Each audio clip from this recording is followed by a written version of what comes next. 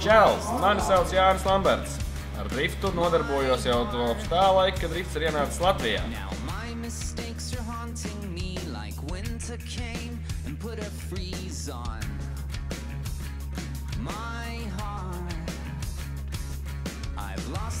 Drifta karjera sākās tad, kad bija pirmais posms Latvijā, tas bija Sabija drift šovs, kur arī veiksmīgi startēju un paliku 3. vietiņā. Pirmajās sacensības ārpus Latvijas bija Lietuvā Kačerginas trasē. Tur gan laikam ar panākumiem nebija tā, ka bija godpilnās vietas, bet nekur tālāk kaut kādu sešinieku nebija. Tad, jā, protams, tas viss iecepās tik daudz, ka tika domāts būvēt mašīnu vairāk, lai dzīvot līdz visiem pārējiem. Un tika arī uzbūvēt šis auto.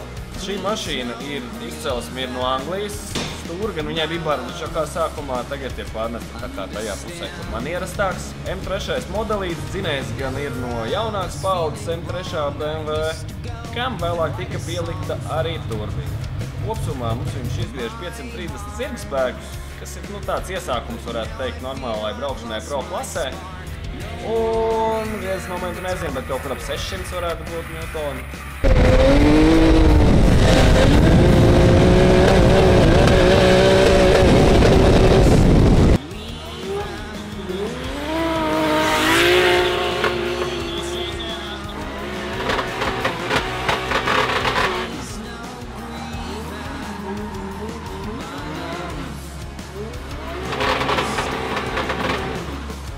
Laikam, protams, es reiz jau dzīvoju visam līdzi, un tajā 10. gadā man gandrīz bija gatava pro klases mašīna, bet pa lielam jau 2. posmā es ar viņu piedalījos.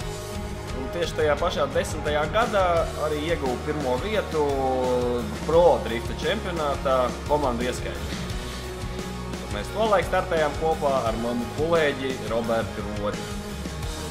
2011. gadā, kad pro drifts jau bija 2. gadu, es izcīnīju godpilno 3. vietu Austrumeiropas drifta čempionātā starp daudzām mašīnām, un arī 3. vietu ieguvu Latvijas drifta, pro drifta ieskaitē. 2012. gadā, kad būvējās šī skaistulīte, viņi tika turbinizēti, lai spētu turēt līdz konkurentiem. Un tikmēr, paldies Max Poweram, kas uz pāris posmiem bija aizdevis savu automašīnu pavizināt.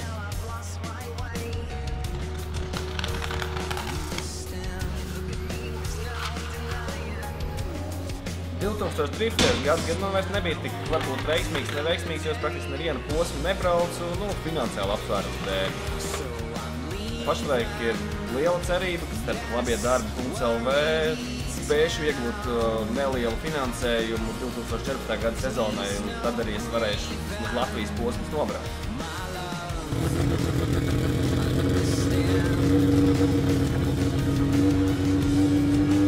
Paldies jums, un ceru, kopā mums izdosies, lai 2014. gadā es arī varētu pabraukt un priecēt jūs skatītājus.